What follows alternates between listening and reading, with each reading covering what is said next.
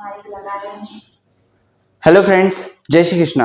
आज हम देखने वाले हैं मैथ्स की जो सीरीज स्टार्ट हुई है उसमें arithmetic progression means fifth chapter of a maths. ये इसमें कुछ इंपॉर्टेंट टॉपिक है। आज आप इसमें देख सकते हैं कि इसमें रिड्यूस जो टॉपिक है वो इसमें नहीं है। इसमें तीन टॉपिक है जो कि तीनों इंपॉर्टेंट है। इसमें फर्स्ट टॉपिक है इंट्रोडक्शन ऑफ एन एपी। इसमें हम इंट्रोडक्शन ऑफ अर्थमेटिक प्रोग्रेशन देखेंगे, इंट्रोडक्शन अर्थमेटिक प्रोग्रेशन का इंट्रोडक्शन। और इसमें देखेंगे general form of an AP. एक हमको अच्छी एपी मीन अरिथमेटिक प्रोग्रेशन की एक अच्छी सीक्वेंस रेडी करना है तो उसका जनरल फॉर्मूला क्या होता है, जनरल फॉर्म क्या होता है, उसको हम इसमें देखेंगे। Third, the sum of first n terms of N AP means जो एंड टर्म है उनका समीशन करने पे अरिथमेटिक प्रोग्रेशन का आंसर आएगा। अरिथमेटिक प्रोग्रेशन की जो सीक्वेंस है उसमें जो एंड टर्म होते हैं उनका समीशन करने पे यानी ऐड करने पे क्या रिजल्ट आता है वो हम थर्ड टॉपिक में देखेंगे। तो ये वो तीन टॉपिक है जिन पे आज हमारी वीडियो, जिनके ऊपर आज हमारी वीडियो होने वाली है। तो आपको पता ही कि इससे पहले हम चार टॉपिक पढ़ चुके हैं, चार चैप्टर पढ़ चुके हैं, जो कि है रियल नंबर, पॉलिनोमियल और pair of linear equation in two variables और फोर क्वाड्रेटिक इक्वेशन। ये फिफ्थ हमारा चैप्टर है अरिथमेटिक प्रोग्रेशन। तो ये काफी इंपॉर्टेंट है, ये टफ नहीं है, इजी टॉपिक है। बट क्या है कि ये आपके लिए थोड़ा सा नया वर्ड होगा और इसमें काफी नई चीजें होंगी, इसलिए थोड़ा टफ लगेगा। बाकी कुछ टफ नहीं है, सब इजी है, बस आप इसको ध्यान से समझिए। तो चलिए फ्रेंड्स, आप जल्दी इसको नोट कर लीजिए, फिर इसके आगे का पार्ट देखते हैं।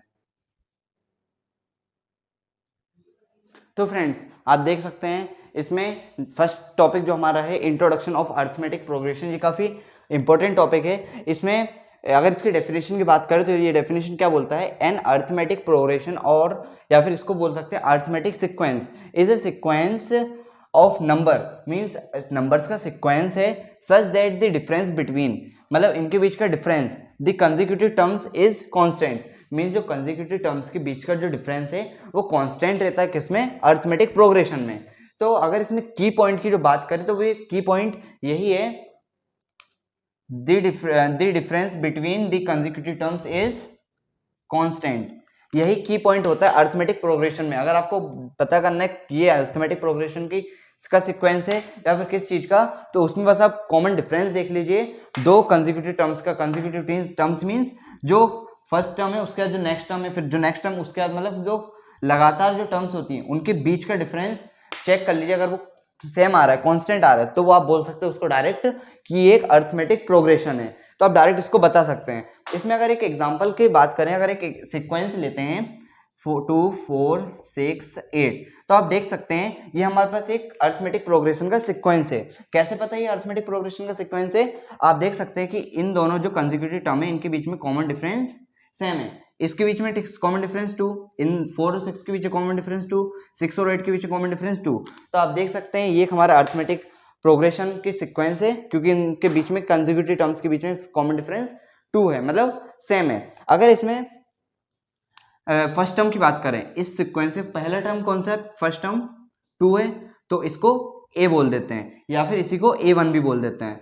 A1 सेकेंड टर्म हमारी हो जाएगी A2, थर्ड टर्म हो जाएगी हमारी A3, फोर्थ टर्म हो जाएगी हमारी A4। ऐसी टर्म्स और आती जाएंगी, तो उस टर्म को बोल देंगे, जो यहाँ पे टर्म आएगी उसको बोल देंगे AN, यानी कि AN, या फिर बोल सकते हैं इसी को लास्ट टर्म, या फिर इसी को बोल देंगे क्या, लास्ट टर्म। और इन दोनों की जो कंसेक्यूटिव टर्म होते हैं उनके बीच का जो कॉमन डिफरेंस होता है उसे डी से डिनोट करते हैं। तो यहाँ पे कॉमन डिफरेंस क्या है, 2। ये कॉमन डिफरेंस है 2, तो इसको कॉमन डिफरेंस को डी से डिनोट करते हैं। तो ये पूरा जनरल फॉर्मूला फिर बोल सकते हैं बेसिक इंफॉर्मेशन थी अरिथमेटिक प्रोग्रेशन की। ये काफी इंपॉर्टेंट इंफॉर्मेशन है। आप अगर ये याद रखते हैं तो आपको पूरे चैप्टर में काफी इजीनेस मिलेगी, जिससे आप इजीली तरीके से काफी क्वेश्चन सॉल्व कर सकते हैं। तो आप जब तक इसको नोट कीजिए, इसके आगे का इंपॉर्टेंट पार्ट और देखते हैं। तो फ्रेंड्स, आप देख सकते हैं जो हमारा नेक्स्ट इंपॉर्टेंट टॉपिक है वो है general form of N AP. Means हम जो अरिथमेटिक प्रोग्रेशन होता है उसका जनरल फॉर्मूला देखेंगे, या फिर जनरल फॉर्म बोल सकते हैं।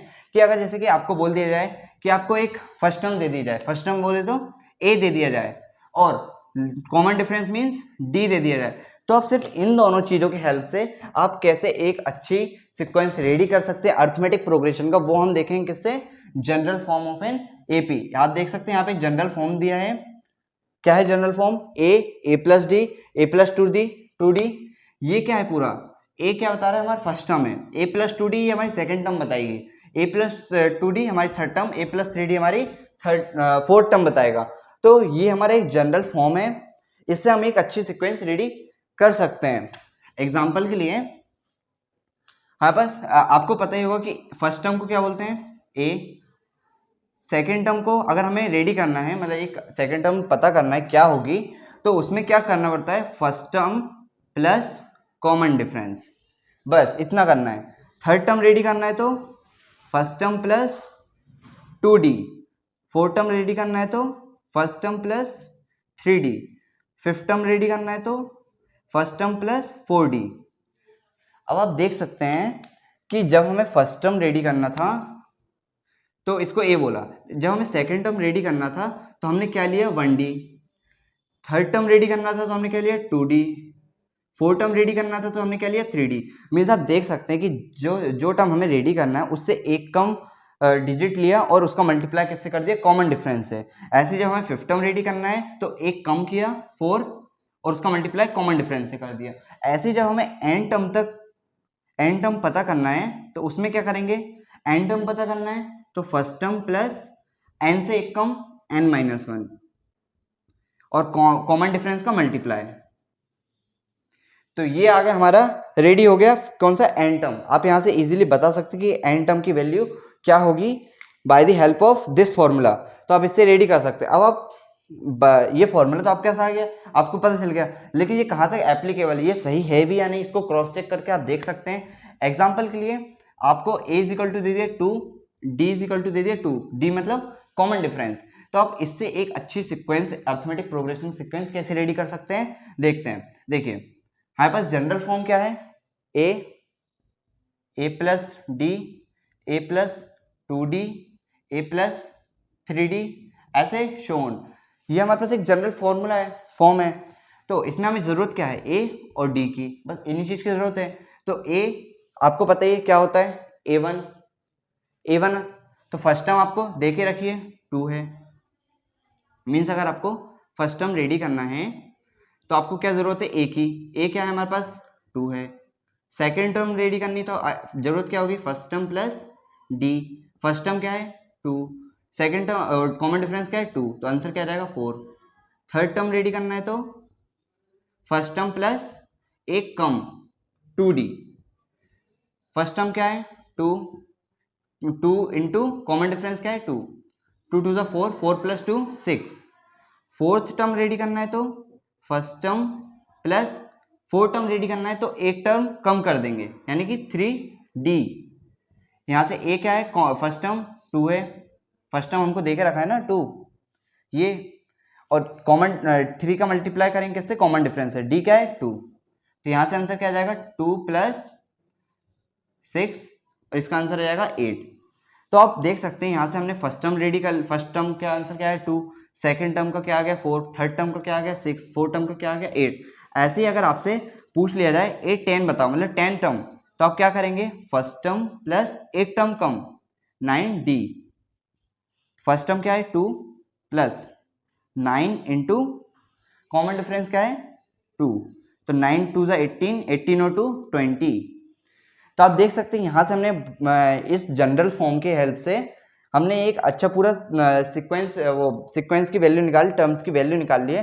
अब हम इसको सीक्वेंस से जमा देते हैं, जो हमारे पास टर्म्स निकल के आई, first term second term, first term second term third term fourth term and shown 8 10 term. तो फर्स्ट टर्म की वैल्यू क्या है हमारे पास 2 है, सेकंड टर्म की 4 है, थर्ड टर्म की 6 है, फोर्थ टर्म की 8 है, और ऐसे ही 10 टर्म की वैल्यू क्या है 20। आप बीच की भी निकाल सकते हैं, बीच की निकाली नहीं, आप इजीली निकाल सकते हैं। तो ये हमारे पास एक सीक्वेंस आ चुका है किसका, अर्थमेटिक प्रोग्रेशन का। अब आपको कैसे पता कि ये अर्थमेटिक प्रोग्रेशन का सीक्वेंस आया है, कैसे आप चेक करेंगे, आप इसको क्रॉस चेक कर सकते हैं कैसे, by the help of common difference. आप देख सकते हैं कि अगर इन दोनों टर्म के बीच में, कंसेक्यूटिव टर्म्स के बीच में कॉमन डिफरेंस सेम है तो हमारा ये अर्थमेटिक प्रोग्रेशन का सीक्वेंस हुआ। 2 और 4 के बीच में कॉमन डिफरेंस 2 है, 4 और 6 के बीच में 2 है, 6 और 8 के बीच में 2 है, तो इस तरह से इजीली आप चेक कर सकते हैं कि हमारा कॉमन डिफरेंस सेम है या नहीं है। अगर सेम है तो आप इसको इजीली बोल सकते हैं कि हमारी ये अर्थमेटिक प्रोग्रेशन है। तो आप इस जनरल फॉर्मूले से या फिर जनरल फॉर्म से आप इजीली एक अच्छी सीक्वेंस रेडी कर सकते हैं अर्थमेटिक प्रोग्रेशन का। तो आप जब तक इसको नोट कीजिए, जब तक इसके आगे का इंपॉर्टेंट पार्ट देखते हैं। तो फ्रेंड्स आप देख सकते हैं जो हमारा इंपॉर्टेंट और जो लास्ट टॉपिक है इस चैप्टर का वो है the sum of the first n terms of an AP.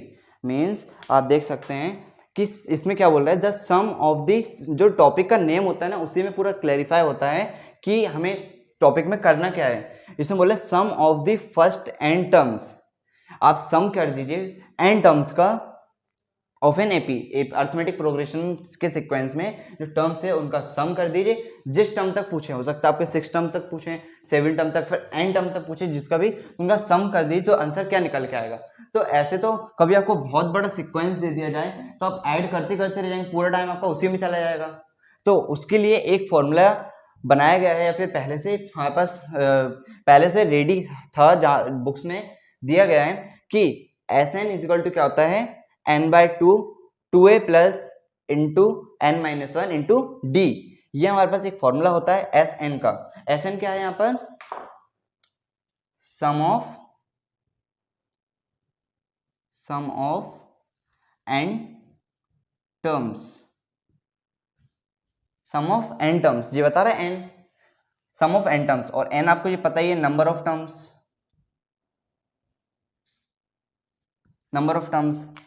और ए आपको पता ही है कि फर्स्ट टर्म होता है, डी आपको कॉमन पता है कॉमन डिफरेंस होता है। तो ये फॉर्मूला है। मींस अगर आपको नंबर ऑफ टर्म्स दे दिया जाए, फर्स्ट टर्म दे दी जाए, कॉमन डिफरेंस दे दिया जाए, तो आप इजीली तरीके से उनका समीशन करके आप इजीली बता सकते हैं कि उसकी वैल्यू क्या आएगी। लेकिन वहीं आपको कॉमन डिफरेंस ना दिया जाए, सिर्फ आपको क्या दिया जाए, फर्स्ट टर्म और नंबर ऑफ टर्म्स और लास्ट टर्म दे दी जाए। मींस आपको इसमें क्या क्या दिया जा रहा था, first term common difference, first term common difference और नंबर ऑफ टर्म्स। लेकिन इस ये वाला एक और फॉर्मूला है, इसमें आपको क्या दिया रहेगा, सिर्फ first term, last term, L यहां पर क्या है, एल यहां पर लास्ट टर्म। तो एल फर्स्ट टर्म दी होगी, लास्ट टर्म दी होगी, और क्या दी होगी, नंबर ऑफ टर्म्स। मींस जब आपको ए और एन तो इसमें भी कॉमन है, इसमें भी कॉमन है, बस जब आपको कॉमन डिफरेंस दिया जाए तो आप ये फॉर्मूला लगा दीजिए, जब आपको लास्ट टर्म दी जाए तो आप ये वाला फॉर्मूला लगा दीजिए। तो आप इससे डायरेक्ट फॉर्मूले से आंसर निकाल सकते हैं। तो ये है, मैंने तीनों टॉपिक यही इंपॉर्टेंट होते हैं अर्थमेटिक प्रोग्रेशन में, इसमें कोई टफ नहीं, बस आप ये फॉर्मूले याद रख लीजिए, थोड़ा कॉन्सेप्ट दिमाग का थोड़ा यूज करके आप इजीली निकाल सकते हैं, सीक्वेंस कॉमन डिफरेंस देख सकते हैं फटाफट, तो कुछ टफ नहीं है। अब आप ये नोट कीजिए, इसके आगे फिर हम जो जिस चीज के लिए हम अभी तक वेट कर रहे थे, क्वेश्चंस, इंपॉर्टेंट क्वेश्चन जो 10th बोर्ड के पैटर्न पे आएंगे उसी तरह से, तो वो स्टार्ट करते हैं। आप जब तक इसको नोट कीजिए। तो फ्रेंड्स आप देख सकते हैं जो हमारा मोस्ट इंपॉर्टेंट क्वेश्चन है, जहां से जिसके पैटर्न पे क्वेश्चन आने की प्रोबेबिलिटी ज्यादा होती है, उसमें से एक क्वेश्चन हम लेके आ गए हैं, जिसमें क्वेश्चन में क्या पूछ रहा है, which of the following are AP, if they form AP find the common difference d and write 3 more terms. आप इसमें क्या बोल रहा है, which of the following are AP, इनमें मतलब जो 2 क्वेश्चन दिए हैं इनमें से आप पहले तो ये चेक कीजिए ये एपी है या नहीं, मीन अर्थमेटिक प्रोग्रेशन है या नहीं। अगर फिर उसके बाद बोल रहा है इफ दे फॉर्म एपी, अगर एपी हैं तो उनका कॉमन डिफरेंस निकाल दीजिए, कॉमन डिफरेंस निकाल दीजिए, फिर उसके बाद आप उसके आगे की 3 टर्म और लिख दीजिए। तो चलिए पहला क्वेश्चन हम सॉल्व करते हैं। इसमें क्या बोल रहा है, 2 4 8 16। तो आप यहां से इजीली चेक कर सकते हैं। पहले तो हमें चेक करना है कि एपी है या नहीं। तो इसमें फर्स्ट टर्म क्या है, 2 है, सेकंड टर्म क्या है, 4 है, थर्ड टर्म क्या है, 8 है, फोर्थ टर्म क्या है, 16 है। अब हमको चेक करना है कि ये अगर इन जो सीरीज है, सीक्वेंस है, इसका अगर कॉमन डिफरेंस सेम हुआ, मींस 2 और 4 के बीच कॉमन डिफरेंस सेम हुआ, 4 और 8 के बीच कॉमन डिफरेंस सेम हुआ, और 8 और 16 के बीच कॉमन डिफरेंस सेम हुआ, तो हम इसको बोल देंगे कि ये एक एपी है। तो चलिए पहले चेक करते हैं। कॉमन डिफरेंस चेक करने के लिए सेकंड A2, अगर हमको कॉमन डिफरेंस A1 और A2 में फर्स्ट टर्म और सेकंड टर्म में चेक करना है, क्या करेंगे, A2 माइनस A1। जब भी कॉमन डिफरेंस चेक करें तो आगे वाली टर्म माइनस पीछे वाली टर्म, तो a2 माइनस a1 कीजिए, क्या आएगा 4 माइनस 2, क्या आंसर आ गया 2। ऐसे ही अब 4 और 8 के बीच में चेक कीजिए, तो क्या है a3 minus third term minus second term, तो थर्ड टर्म क्या है हमारी 8, सेकेंड टर्म क्या है 4, तो इसका आंसर क्या आ गया 8 माइनस 4, 4 आ गया। 4 और थर्ड के बीच में a4 minus a3, fourth term क्या है 16, थर्ड टर्म 8, तो इसका आंसर क्या आ गया 8। तो इसमें आप देख सकते हैं कि कॉमन डिफरेंस इन दोनों के बीच में, इन दोनों के बीच में 2 आ रहा है, इन दोनों के बीच में 4 आ रहा है, इन दोनों के बीच में 8 आ रहा है, तो कॉमन डिफरेंस तो सेम है ही नहीं। तो आप यहां से डायरेक्ट इजीली बोल सकते हैं this is not form AP, means arithmetic progression, ये अरिथमेटिक प्रोग्रेशन फॉर्म नहीं कर रही है, मतलब अरिथमेटिक प्रोग्रेशन का सीक्वेंस नहीं है, तो आप इजीली बता सकते हैं। अब वहीं हम सेकंड क्वेश्चन की बात करते हैं। सेकंड क्वेश्चन क्या दिया है हमको, √2, √8, √18, √32। तो इसमें आप देख सकते हैं फर्स्ट टर्म हमारी, second term, third term, fourth term क्या है लिख लेते हैं। फर्स्ट टर्म क्या है √2, सेकंड टर्म क्या है √8, थर्ड टर्म क्या है √18, फोर्थ टर्म क्या है √32।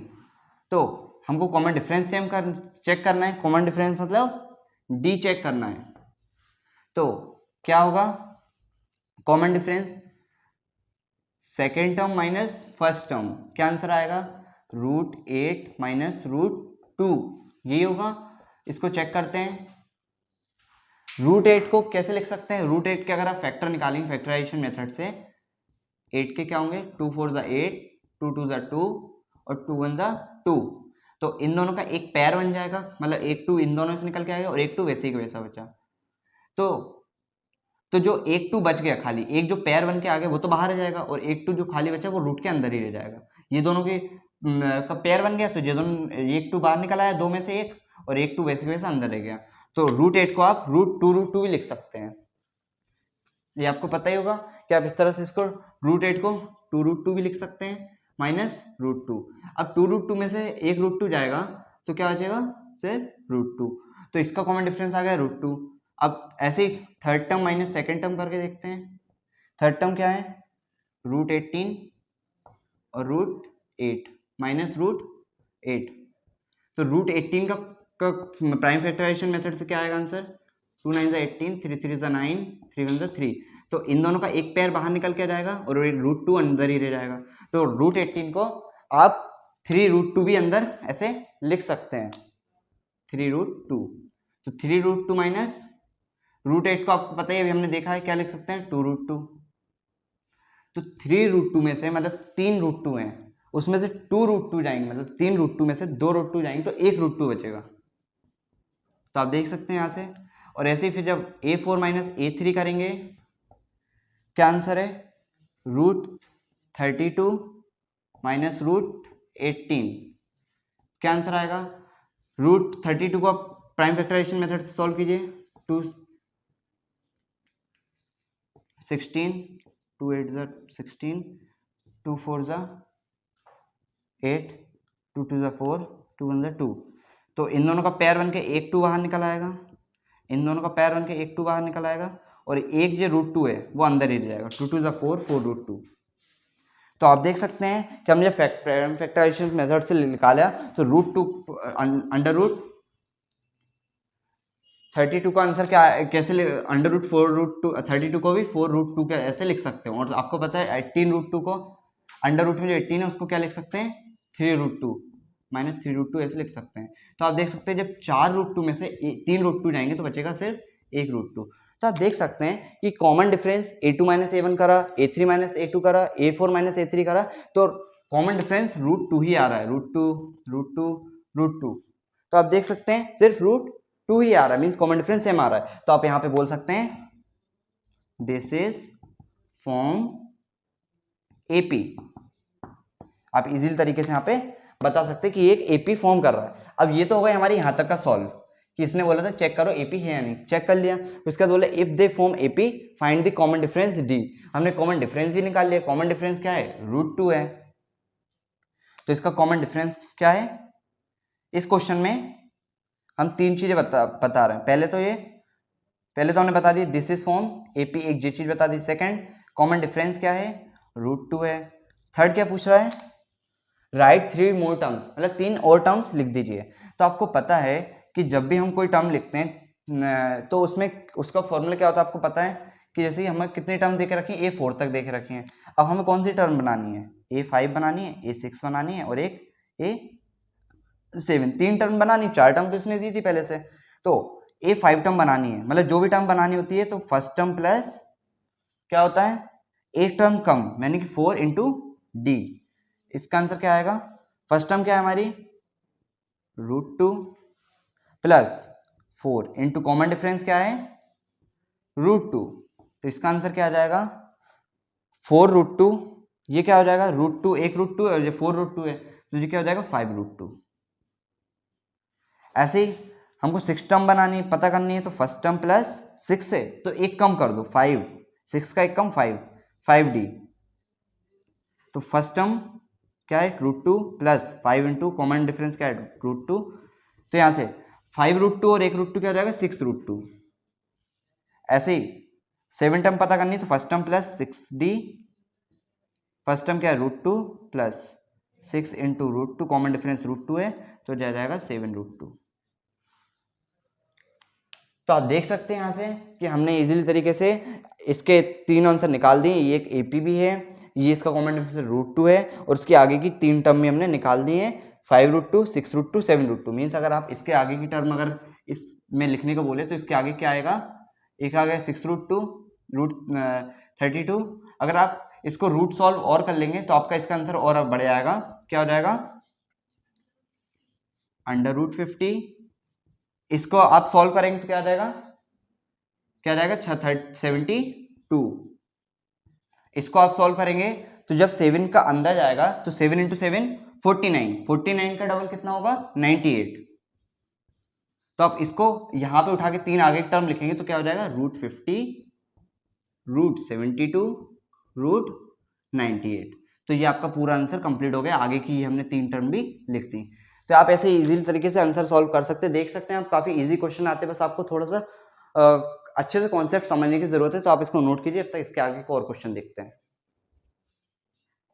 तो फ्रेंड्स आप देख सकते हैं जो हमारा नेक्स्ट इंपॉर्टेंट क्वेश्चन है उसमें क्या पूछ रहा है? Which term of the AP is 78। Means ऐसी कौन सी टर्म है मतलब जिसका आंसर 78 होगा। मतलब अगर आपको देख सकते हैं कि आपको यहाँ पर एक सॉल्व करने के लिए आपको यहाँ पे एक सीक्वेंस देके रखा है 3, 8, 13, 18।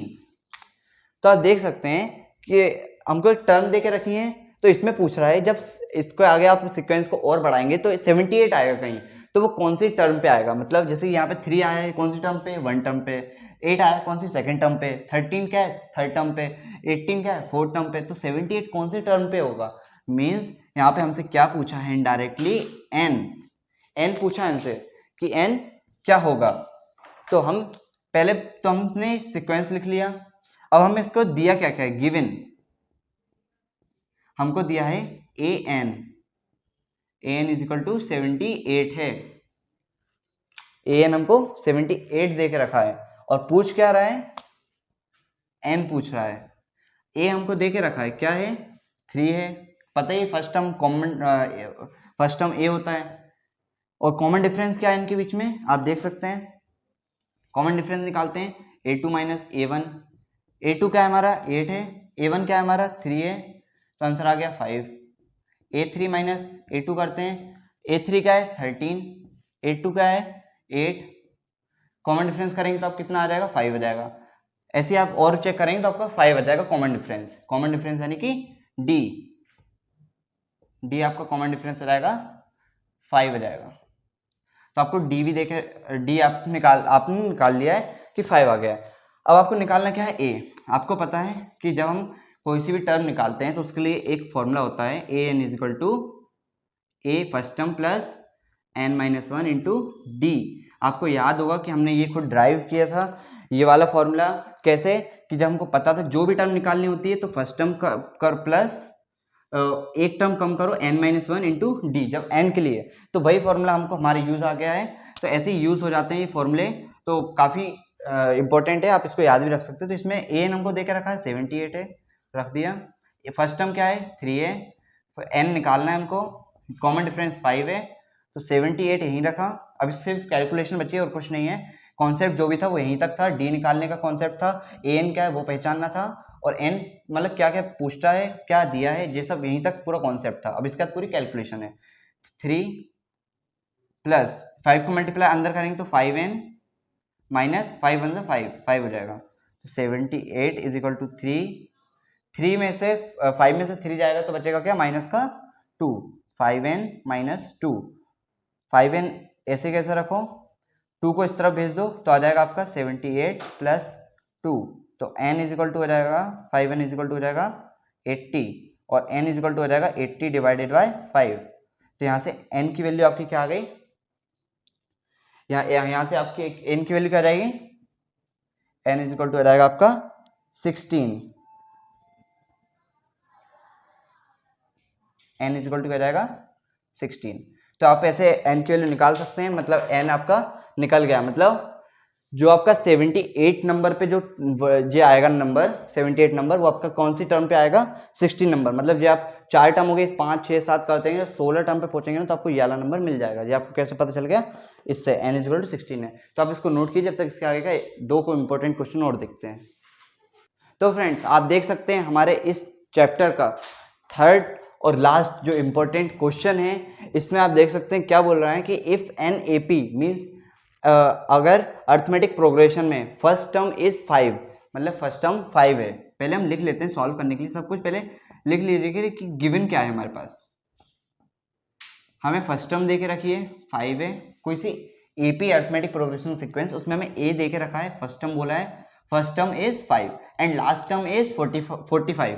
लास्ट टर्म क्या होता है हमारा L 45 and sum is 400। Sum means किसी भी अर्थमेटिक प्रोग्रेशन का सीक्वेंस का सम क्या होता है एस एन, यही बोला था ना एस एन, तो वो हमको देके रखा है 400। Then find number of terms, तो हमको फाइंड क्या करना है एन नंबर ऑफ टर्म्स, और and common difference means d भी फाइंड करना है। तो ये दो चीज आप फाइंड कर दीजिए, आपका आंसर आपका क्वेश्चन सॉल्व हो जाएगा। तो चलिए पहले हम फाइंड करते हैं एन, पहले हम फाइंड करते हैं एन। आपको पता होगा हमने बताया था कि जब आपको आपके दो फॉर्मूले थे, आपको याद होगा सम के, एक था n by 2 into 2a minus n minus 1 into D, और एक था n upon 2 a plus L वाला। तो आप जब मैंने बोला था कि जब आपको a दिया हो यानी फर्स्ट टर्म दिए हो, लास्ट टर्म दिए हो और नंबर ऑफ टर्म्स दिए हो, तो आपको कौन सा यूज करना है एस एन वाला। तो आप देख सकते हैं हम सेकंड वाला यूज करेंगे, क्योंकि हमें यहाँ पे n by 2 a plus L ये वाला फॉर्मूला हम यूज करेंगे, क्योंकि हमें एस एन पता है दिया है, नंबर ऑफ टर्म्स पता करना है, ए दिया है एल दिया है, तो हमको फाइंड क्या करना है एन, और वही अकेला बचा है। तो हम इस फॉर्मूले से इजीली कर सकते हैं। अगर आप उसमें अगर लॉन्ग वाला टर्म लॉन्ग फॉर्मूला यूज करेंगे तो उसमें हमें कॉमन डिफरेंस की भी जरूरत पड़ेगी, लेकिन कॉमन डिफरेंस हमें पहले से नहीं पता है, तो एक वो अननोन हो जाएगा और एक अननोन ये हो जाएगा। तो दो अननोन किसी भी चीज को सॉल्व करने के लिए काफी टफ पड़ जाएगा, तो एक अननोन बचेगा यहाँ पे, इसको इजीली सॉल्व कर लेंगे। तो चलिए सॉल्व करते हैं। एस एन की वैल्यू क्या है 400, एन हमको निकालना है, ए क्या है 5 है, लास्ट टर्म क्या है 45 है, 400 इज इक्वल, अब यहाँ सिर्फ कैलकुलेशन बची है, n बाई 2 ये कितना हो गया 50, यहाँ से आप इसको सॉल्व करेंगे तो आपका जाएगा 25 को डिवाइड में भेजेंगे तो आ जाएगा आपका 400 is equal to n into 25 बचा, तो n को वहीं रखा, 25 को 400 के नीचे ले आए, तो आपका यहाँ से n इज इक्वल टू क्या जाएगा, आप इसको अगर सॉल्व करेंगे तो आपका 25 फोर जा कितना होता है 100 फोर जा, तो 4 टू 8 16 टाइम में आपका आंसर आ जाए, means n is equal to 16 आपका आ जाएगा। अगर आप इसको सॉल्व करेंगे तो आपका हो जाएगा n इज इक्वल टू 16 आएगा, तो आपका यहाँ से n निकल के आ गया। अब आपको पता है सिंपल वही फॉर्मूला, एक आपको एक और फॉर्मूला लगेगा d निकालने के लिए। कैसे पता, हमें पता कैसे चलता है कब कौन सा फॉर्मूला लगाना है, सिंपल। आप देखा करो कि हमें जरूरत क्या क्या है, हमें दिया क्या क्या है और हमें निकालना क्या है। हमने देखा कि हमारे पास 3-4 गिने चुने फॉर्मूले हैं। एक है an is equal to first term plus n minus one into d वाला फॉर्मूला, एक ये फॉर्मूला है, एक ये वाला फॉर्मूला है और इसी का एक लंबा वाला फॉर्मूला है। तो ये 3 लगभग फॉर्मूले हैं। तो ये हमने देखा कि अगर ये वाला फॉर्मूला लगाते हैं तो यहाँ से तो आंसर निकलेगा नहीं। हमने सोचा कि जब ये वाला फॉर्मूला लगा रहे हैं तो हमें 3 चीज़ पता है, इसमें एन नहीं पता, वहाँ निकाल देंगे। ऐसे ही अब हमें यहाँ पे क्या डी फाइंड करना है, तो हमने देखा कि हम ये वाला फॉर्मूला लगाएं तो हमें हमारा डी निकल जाएगा। कैसे? ए एन हमें पता है क्या है, 45 है। एन एन बोल दो या फिर एल बोल दो, लास्ट टर्म वही तो है। तो जे हमें दिया है, ए हमें फर्स्ट टर्म पता है, एन हमने निकाल ही लिया है 16 है। अब बचा क्या? डी। तो इजीली तरीके से निकाल लेंगे। तो यहाँ से हम डी निकाल लेते हैं। एन क्या है हमारा 45, फर्स्ट टर्म क्या है हमारी 5, एन क्या है हमारा 16 minus 1 into d, common difference आ गया 45। तो 45, अब इसको सॉल्व कर लेते हैं। 5 को इस तरफ भेजेंगे तो -5 हो जाएगा, 16 में से एक जाएगा, बचेगा 15 इंटू डी, वैसे का वैसा जी आ जाएगा 40 is equal to 15 by into d. 15 को डिवाइड में भेजेंगे तो आपका आ जाएगा d is equal to 40 by 15, तो आ जाएगा डी इज इक्वल टू आ जाएगा आपका 15 दूनी।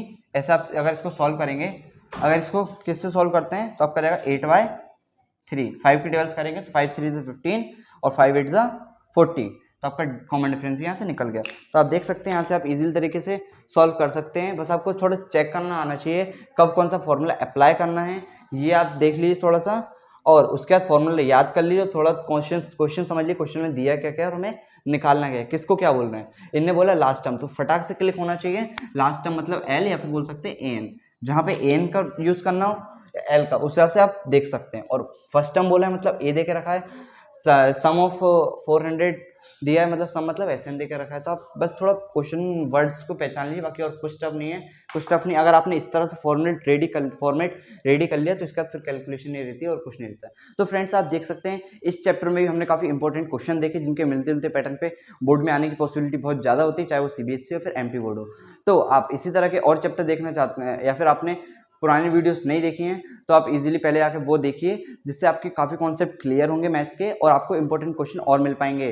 तो आगे की और ऐसी चैप्टर देखने के लिए या फिर और वीडियोस आप तक ऐसी पहुंचती रहे इंपॉर्टेंट 10th बोर्ड एग्जाम के लिए, तो हमारे चैनल को सब्सक्राइब करना ना भूलें। और वीडियो पसंद आई तो वीडियो को लाइक करना भी ना भूलें। जय श्री कृष्णा।